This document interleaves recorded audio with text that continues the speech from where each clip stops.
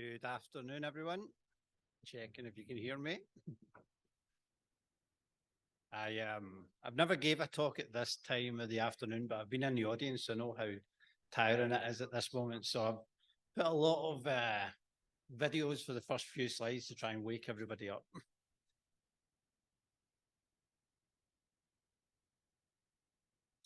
So this, just to remind everybody, this is more of a UX UI talk, and the technical stuff's upstairs. So if you leave halfway through, I won't be offended. We're going to talk a bit about UX theatre and how I feel we're at a moment where we can combat that with AI. So, hello everyone. My name's Anton Morrison. I am the co-founder of an agency called Mogul. We call ourselves a design innovation firm, and we have this motto or this purpose or this goal to try and help teams and organizations and even people realize their digital potential by helping them think about things differently and bringing new technologies and new ways of working to their practices. What we're going to cover today is, what is UX theatre? Quick show of hands, has anybody heard this phrase before? Does anybody know what it is? A few people. Then we're going to talk a little bit about where we are with AI and mainly generative AI. And then we're going to attempt to do a live workflow demo to show you some of the tools in action. Literally 15 minutes ago, ChatGPT was down, so this may go poorly, but we'll see how we get with that. So what is UX theatre? So trying to unravel what this is and going beyond assumptions of design. A long time ago, I actually studied computer science, and I started out as a programmer. And then in the early 2000s, this concept of user experience design came about. And it really resonated with me because I longed to be more creative, but I'd studied I dare say the boring stuff, but not that programmers can't be creative, but this idea of user-centric design, the idea of science meeting art really resonated with me, and I threw myself into it, and I've been doing that for the last 25 years, so a long time. And really at the heart of that, you can call it design thinking, you can call it human-centered design, customer-centric design, whatever it is, but it's really user research at the middle of it. It's getting in front of users, understanding them, seeing what the problems are, seeing how you can solve them, and learning from that to inform your designs. Unfortunately, and I've worked at a lot of agencies as well as running my own, you get a lot of times where you realize you're in a bit of a theatre. And what I mean by that is there's a difference between the front stage and the backstage. In the front stage, agencies are calling themselves human-centered, we put users at the first, we're research-focused. But behind the scenes, it's a different story and it's a different conversation. So I've actually even been in rooms where we're talking about spending hundreds of thousands on marketing ourselves as human-centered design. But when you go on the front line of the projects, they're saying we don't have time for research. We already know what our users need. We don't have the budget. You know, our timeline is fixed, so we can't go back and change design. More and more, and every excuse under the sun, all the research has been done by the strategy team and handed over to you in a pretty deck that kind of gets put in the vault of the project and never looked at again.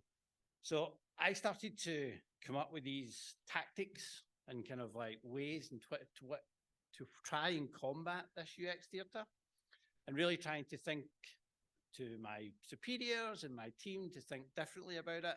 You know, users and technology change so fast that our users' needs and problems change. You know, testing designs can be a faster way of getting sign-off, so you can get out of design by committee if you can turn around and say, but we tested it with X amount of users and they said X. Your opinion's valid, but they're our users. And, you know, we can test early and test in smaller batches so that it's not a big part of a project and a linear process. And one of the things that I really tried to emphasize at the last agency I worked at where I ran the UX team is this idea of continuous development.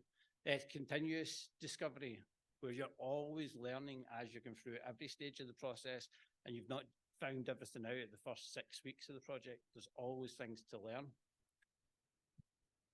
And why does research matter? You know, like why do we, you know, if we all build so many websites, why do we, you know, or apps or whatever it is that we're designing, why does it matter? And it's really that bridge between what the user needs and the designs that the solutions that we're designing for. And it's simple things like, you know, will she use it? Can she use it? Why did she dismiss that? How does that make him feel? You know, these little nuggets of information and research you get through the design process, when you do actually bring users into that process, are invaluable as you go forward. But how much research is enough research? I've also been on the other side of it, where I've worked with really academic user researchers, and we've went way too far on the research side of things. So this is a graph that I always go back to and I always think about.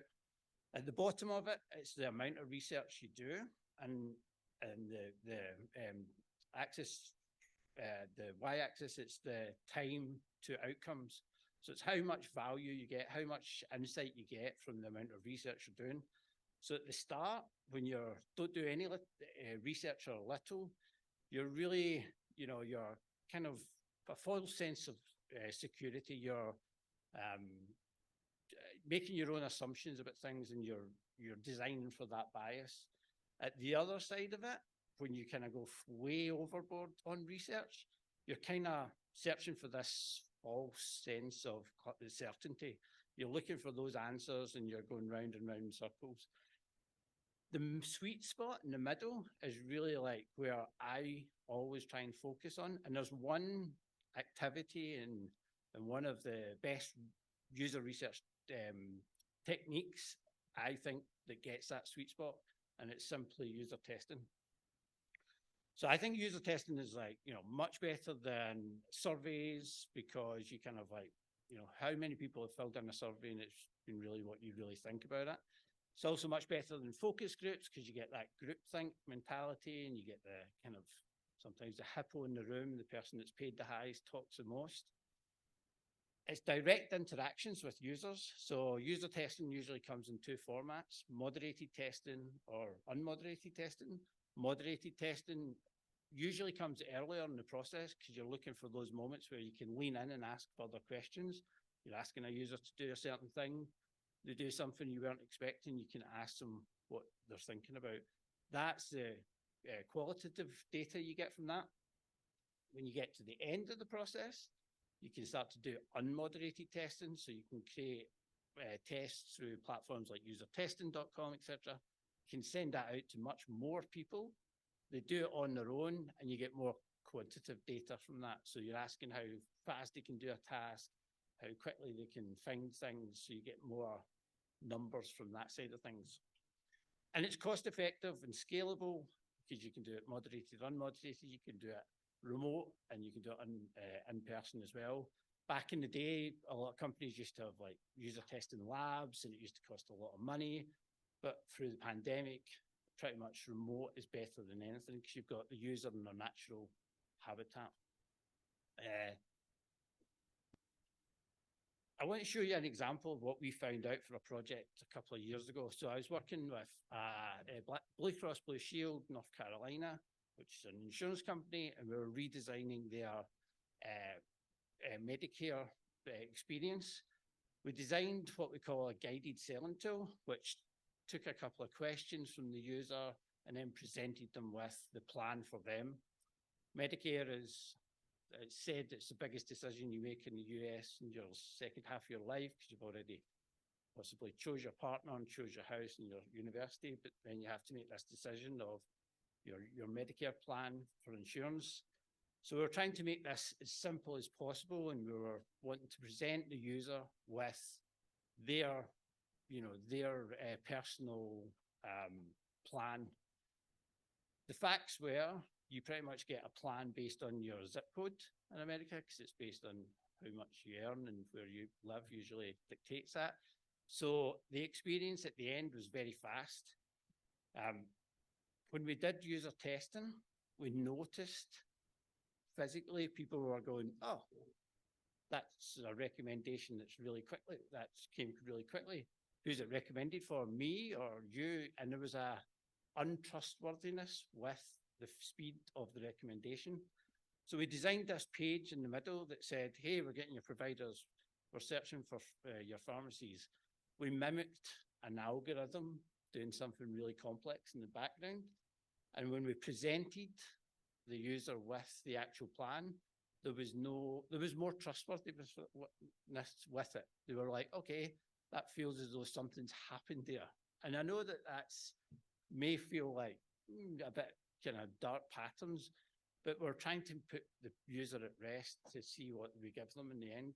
And we did eye tracking testing with this as well, because we wanted to check, it's people over 60. We wanted to kind of explore that myth that people can't see at that age. They can use mobile phones, they can use tablets, kind of wanted to go through that. But I stood in a room like this and gave all of the stakeholders at North Carolina that same information, and everybody was on board. So that's where like user testing can really help with a project to get it to the end as well, because it just gets everybody behind that you're actually using research for that. Process for user testing. So if we take it as a small thing, you're thinking, 2 days to plan the test, what we're thinking about planning, get some people around. Then there might be some prototypes or some stimulus to design, so 5 days for that. Running the tests, if you choose 5 people for a test, there's this golden number where 5 users gets you about 90% of your findings. And then as you add users after that, there's a diminishing return of insight that you don't really need to do more than 5. Few conversations maybe over in the bar later about that, because it depends what you're testing. But as a rule of thumb, you can get 5 people around a prototype. It's better than no people, and you can do it in a couple of days, half-hour sessions. What I'm going to show you today, with AI, we can shorten that significantly. And this is where I feel, and this is more of a call to arms for us as UX designers, we should be using AI as a tool to say, let's get back to user-centric design. Let's get away from the theater, the budget complaints, all of that stuff can go out the window. We can do everything much quicker, at an accelerated speed. So let's get back to that. So let's talk a little bit about generative AI. I just heard Amazon actually has their AI team in this building. So I'm hoping that maybe none of them come down and look at this, since we're only talking about generative AI. But thinking about beyond the hype and into reality. So this is the kind of graph you've probably seen a lot about hype and trends and fads, if you will. There's this, a year ago probably, there's this AI comes on the scene, mainly through ChatGPT, but there's a million startups come after that. And there's this peak of expectations that come from it. And then maybe over the last couple of months, there has been a bit of a, I don't see as many posts on LinkedIn about how AI is going to take people's jobs and stuff like that, but there's a bit more of a downturn. And then it will kind of plateau, that the people that will use it, people will use it, and the ones that won't. I don't think this is true for AI. And I think if I focus on OpenAI in particular, I think they've done something quite smart. Because the other reason that a new technology doesn't get used or get traction is the mass education of it, the mass understanding of what it is. So I think, not any inside here information, I think if you look at the history of OpenAI, about a year and a half ago, they had something that happened that, if you actually look at the history of it, it was from a Google paper that they started to see how they could train LLMs much better. And I think they all sat and went, wow, this is it. This is something big. What should we do? And someone very smart said, let's create a consumer-facing product called ChatGPT and DALL-E and get it out there and get it in the masses. a level where anyone can use it. So the barrier of entry is pretty simple. And then we'll get that mass readiness, that market readiness, that education. And I think we're just hitting that trough of people that are using ChatGPT are going to continue using it. People that aren't going to use it. But we've got prompt engineers out of this. We've got 10,000 startups that are probably going out of business as we speak. And then we've got this open source community. So there's a bit of an AI open source community happening in the last year as well. I think the next phase of AI and OpenAI will be the enterprise level. It will be multi-agents. There's a thing called Q star, which Q asterisk, which I was reading about last night, which seems pretty scary, where it's going to be training itself on its own. It's going to be synthesizing data to train itself, so it'll be kind of self-training. And that seems to be the reason that we had the board going bananas last week, where people were a bit worried about how fast it was going. But I don't think it's going anywhere. And then I think it will get to a stage where the infrastructure over there, or devices will start to have it as native in some way, shape, or form. Apple will come out with something, and then we'll get to a point, maybe, might be 2 years away, but we'll be like, remember that time we didn't use AI for everything? Like, I truly believe that this is on the path that we're going with. So let's look at generative AI use cases for kind of UX. So generate ideas, create UX ideas, how might we statements. This is mostly within ChatGPT that we use at Mogul. And we've been really using a lot of the tools, but we can always go back to that one as the most mature, and we pay for it once, and the other tools have certain things. We use Midjourney for images rather than DALL-E because it's more robust and it's better outcomes. But we've got a prompt designer, a prompt engineer for that, who used to be a photographer, and we can't get the same results as he can get. So there's a way in which you use these tools as well. But for ChatGPT and the likes, generating ideas, it's really good at processing or synthesizing text, code, images, video. You can now upload files to ChatGPT, so you can give it a PDF and say, format this into a spreadsheet. You can give it a PDF and ask it questions. Generating code, images, videos, code as well. Really good for that. So you can kind of ask it to write emails. You can ask it to write testing scripts. You can ask it to do things that are time consuming and a bit annoying. So it's good for that. And then completion of tasks, coming up with ABS ideas, localization for translation, etc.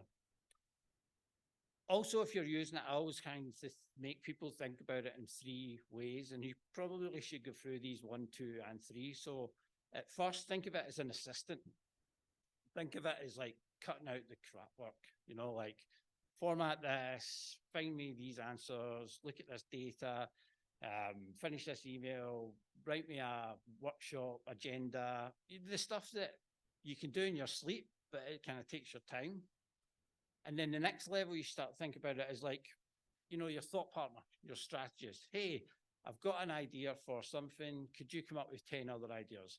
Hey, I've designed a homepage. I want to show my client, but I need content for it.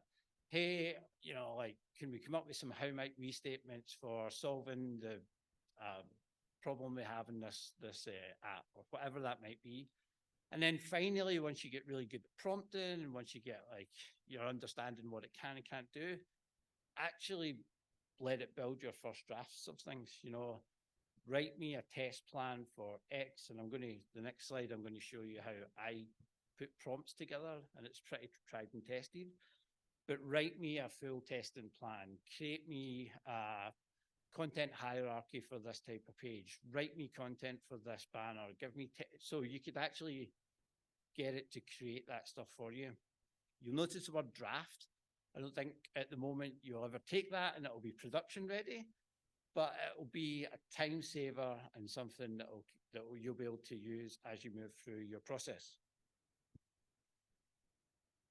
So these slides will be available, but this is the way you should always kind of write a prompt is, as a role, describe your task for what you need the task for. Please do these things. Don't do these things. And explain why you've done the things you gave me.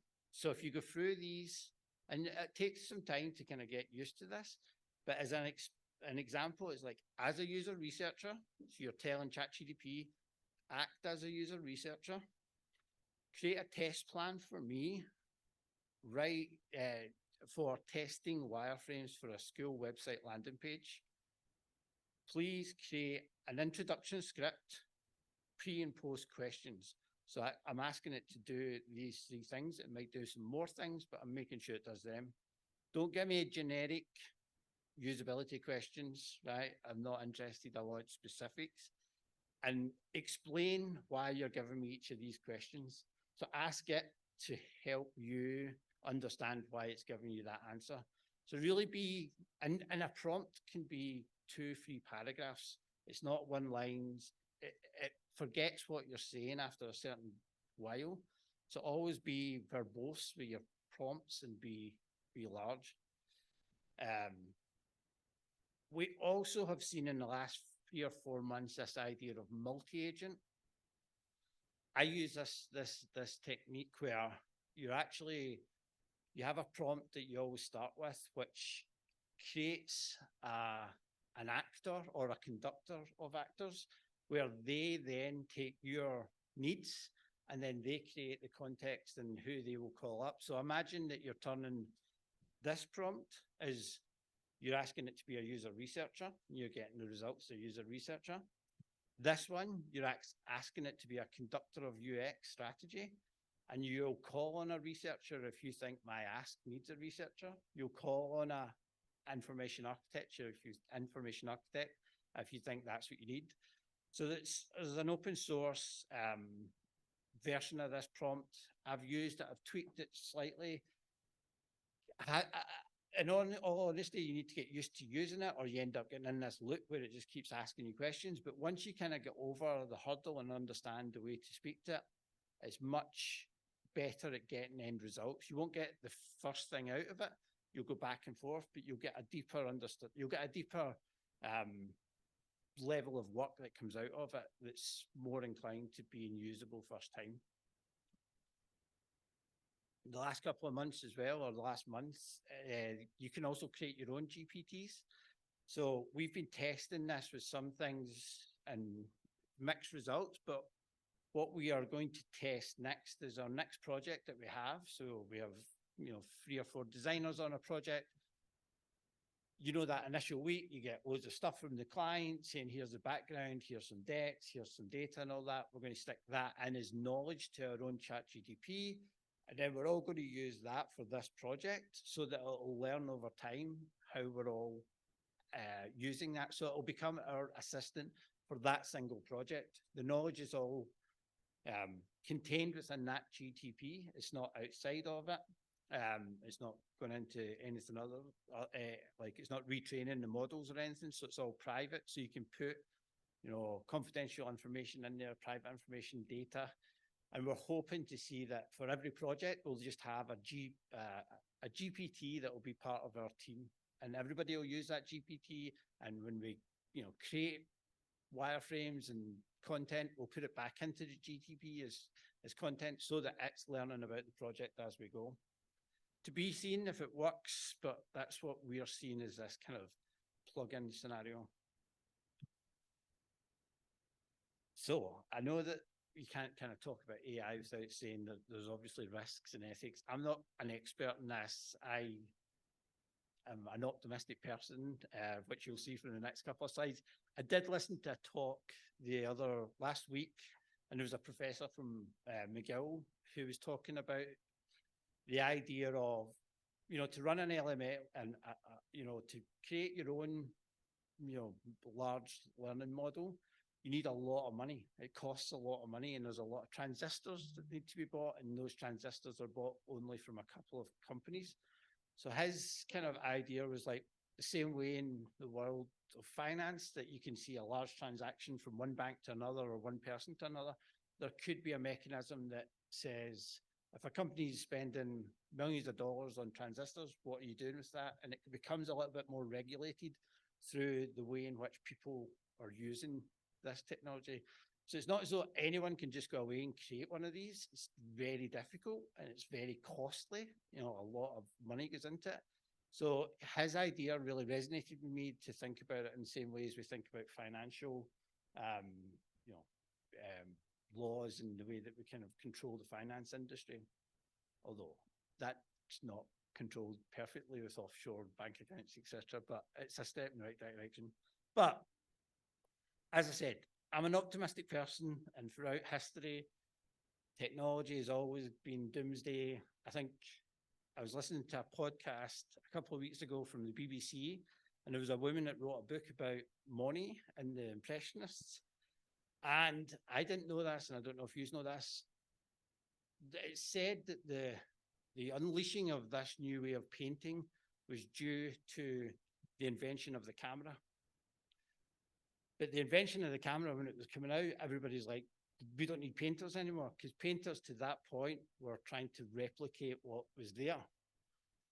But this camera that came about unleashed painters to think differently, and you know, we'll look at art now. So maybe, optimistically speaking, these new tools will be something that we've never even thought of in the future that will unleash and unfold. Hopefully it'll be a 3-day work week, maybe. But it's yet to be seen, and we can hope that it goes in the right direction rather than the wrong direction. But when I heard that in that podcast, I thought that's a good way of thinking about what it could be. So let's go into a kind of a live scenario and show you what our kind of workflow is to create a user test and the stimulus that goes along with that user test. So I have a daughter that's 4. I live in Montreal, so this is my scenario. We've just been hired by a primary school in Montreal to redesign their website. They want to attract first-time parents that have a child that goes to school. So not siblings, because no parents don't care about their second kids or their third kids. They only care about their first, so they're only going to do research. So we are tasked with the redesign of this project and to try and think about what new parents need from our website. The tools we're going to use are ChatGPT 4. I already created the stuff for it that I can take you through. And then we're going to look at a tool that we are using called Reloom. It's the AI site builder. And then we're going to look at Figma, and we also have Webflow as our prototyping tools. And then I'll show you Zoom and Otter AI, which we would use for the testing. So as a starting point, this was the prompt that I created. And if I go over to here, make this much bigger. So this is ChatGPT 4. So I asked my professor, says, act as a user UX researcher and help me create an experiment to test website landing pages for primary schools. We're aiming at target for first-time parents, and their children are going to school in Montreal. I need help with coming up with a hypothesis to test, potential content on the page, a test plan with the script and questions. So this is the conductor calling on a researcher, and they come up with, you know, let's accomplish your goals in a few ways. We'll develop a hypothesis, we'll identify content, and we'll create a test plan. And the way that I've kind of structured my prompt, which I'm happy to share, is I've got a rule that it always finishes with a question so that it's easy to kind of keep going on the kind of the back and forth. I always find with ChatGPT, sometimes it just gets to an end and it goes, there you go. And you want it to kind of continue with the process. So it's like, what specific concerns do you have? And I says, look, you brainstorm some ideas, please. I said, okay, let's brainstorm some ideas of things that first-time parents might be interested in. So it's like language support. Since Montreal is a bilingual city, parents need information in both French and English. School readiness, tips on prepping. So these are things that you could start to see on a homepage. You know, start to think about the problems you're solving for a parent. School readiness, health and safety, transportation and location, parental involvement, after school programs, very important because we've all got jobs. Enrollment process, financial information, community and support, and education.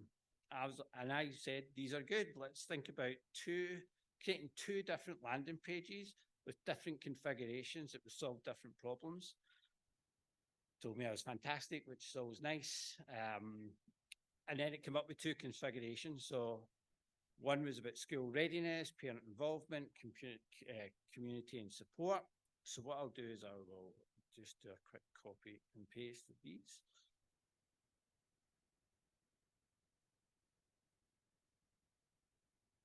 Is that a funny angle? So that's one of our landing pages here. And then configuration 2 is about language support, transportation and location, and the enrollment process. So I'm kind of happy with that. I asked it then to create what a testing plan would look like. So now we go away and we're going to do this together. We'll go away and create these two prototypes for these two landing pages. And then I've asked it to create a moderated testing plan. So I've asked it to create a script, the pre-questions, the test procedure, the post-questions, and then some metrics that is suggesting that I could test with. So right there, like that's, honestly, back in the day, that would take someone, you know, like half a day's work to kind of compile. It's created that it's a good first draft. It can be updated and then probably passed on to someone to actually conduct the tests, which is always good. So if I go over to Realum, so Realum is a UI library for Figma and Webflow. Webflow is like a prototyping tool. It's like a no-code platform. But in the summer, they brought out this AI site builder, and it's very impressive. So here you go on, you create a new project, which this is. I'm just going to say Montreal's school website. So just describing what it is we're building. Ask how many pages you want to generate, and then you generate it here. And what it does is it goes through and creates these pages with suggested components or elements on it at a sitemap level, maybe one level more than a sitemap, where you're starting to see the actual components there. So you can see suggesting a header, a feature, so it's suggested a home page, and then about page, a program page, a news page. So what we'll do is we'll actually not take its consideration, and we will create landing page 1, and then we'll create landing page 2, and then we'll generate this. And we'll generate this. So what then I want to go in is say, okay, it's suggesting all these things, but I don't want them because we're the experts here sometimes. But what I can say is I want, you know, this element to be. So if I just delete this, oh. So if I go back to what we were getting suggested with, so school readiness, tips for preparing school kids. What else was there?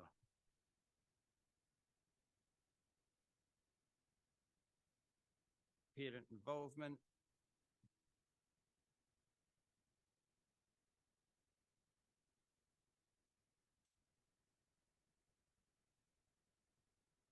Community support.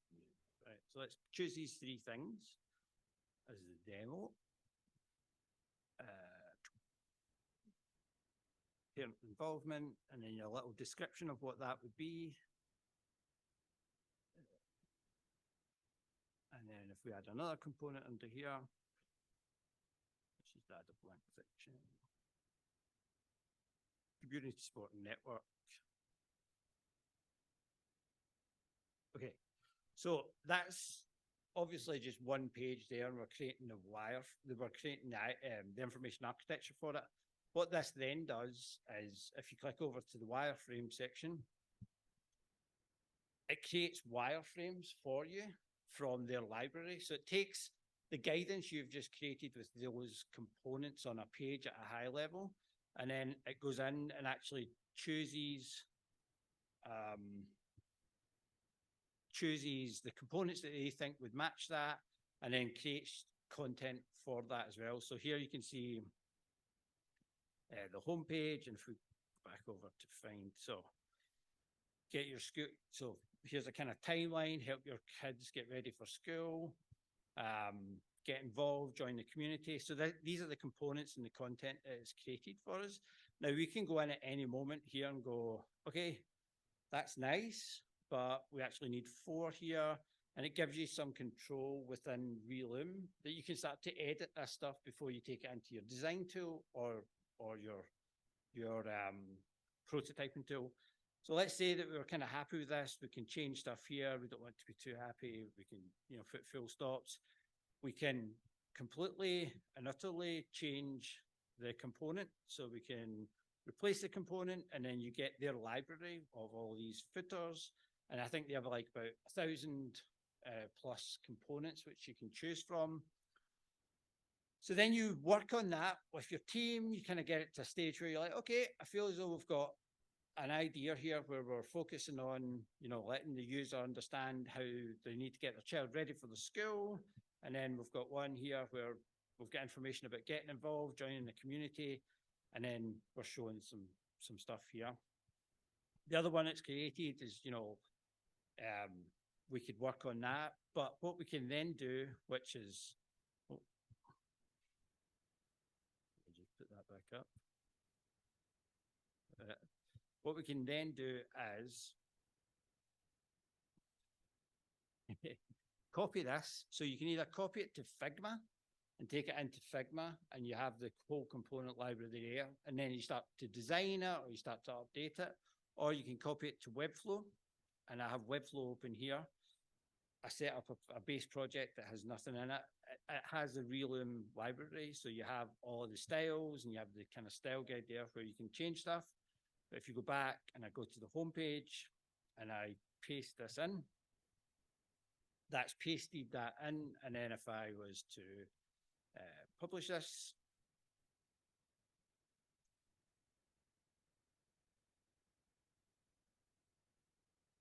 you then have a working website prototype, which is actual HTML and CSS. It works on mobile, so it's all responsive, and it gives you a much better experience for testing than Figma does, because as much as Figma has improved, it's still mimicking a website. So the testing has still got to be taken into consideration.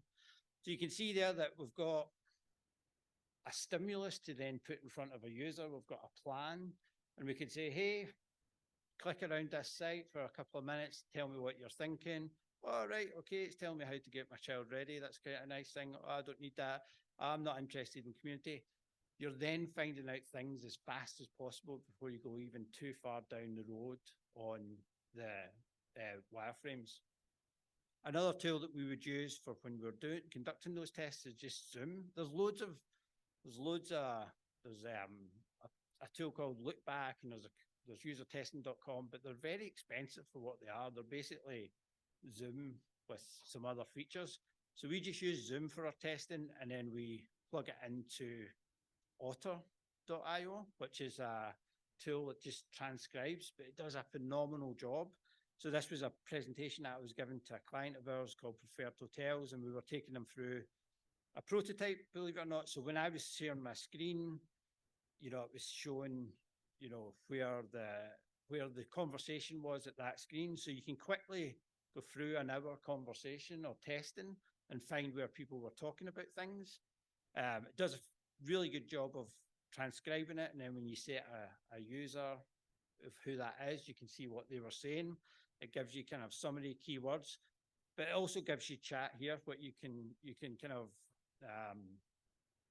you can ask it questions right in this process. So in this program. So it's very easy to get summaries, very easy to get action statements, very easy to get the best stuff out of the conversation. This was always the bottleneck with testing, because you would have 8 hours worth of, 5 hours worth of videos. Someone would have to go through them. You sometimes didn't want the person that conducted the test to go through them because there was kind of bias there. So you wanted an independent person to kind of see things that they hadn't seen. That was like a week, 2 weeks work. With this, you can jump about a conversation visually. You can copy and paste things. You can highlight things. You can pull out reels. It just makes that path to insight so much quicker. And this is why I think we can get back to like pulling down the curtain on the UX theater and actually testing stuff with users again. That's all I got.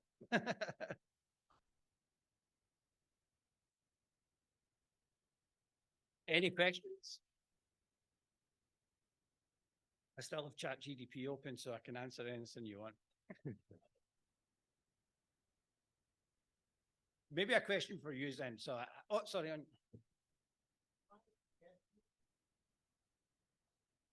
We kind of like help our clients use AI. We have I should pitch this actually. If anybody's wondering how to start using AI, we have a three-day workshop where we can help you get your readiness and assess your roadmap for using AI, where we take you through a couple of workshops where we kind of find out what projects you've got on, what kind of decisions you're making. So we actively use it as a sales tool to our clients, and we're not shy about it. We don't kind of like we see ourselves as being smart for using it.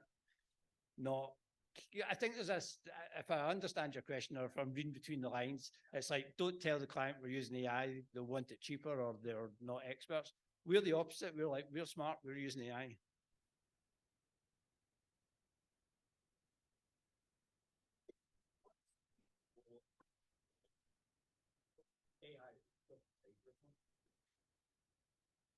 Well, no.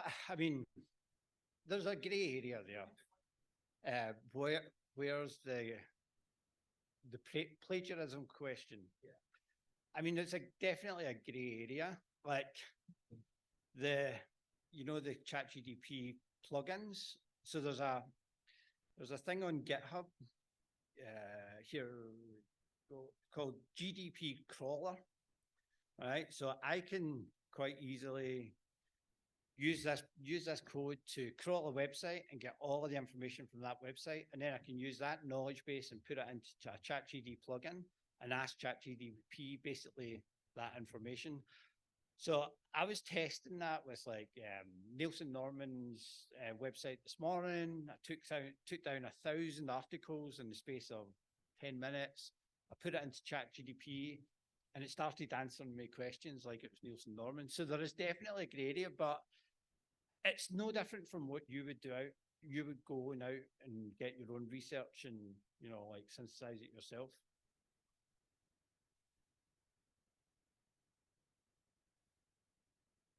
Was that helpful to anyone? Any other questions?